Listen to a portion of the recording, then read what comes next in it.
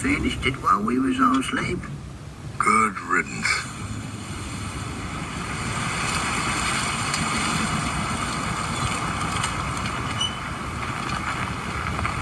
He's gone?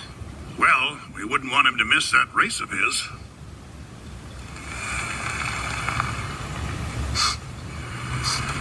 Oh, dude. Are you crying? No, I'm happy. I don't have to watch him every second of the day anymore. I'm glad he's gone.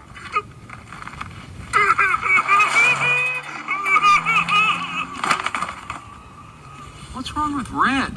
Oh, he's just sad 'cause you left town and went to your big race to win the Piston Cup that you've always dreamed about your whole life and get that big old sponsor and that fancy helicopter you was talking about. Oh, wait a minute! I knowed you wouldn't leave without saying goodbye.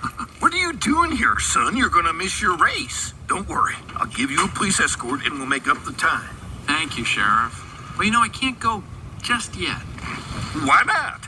I'm not sure these tires can get me all the way to California. Pete, stop. Yeah, does anybody know what time Luigi's opens? I can't believe it.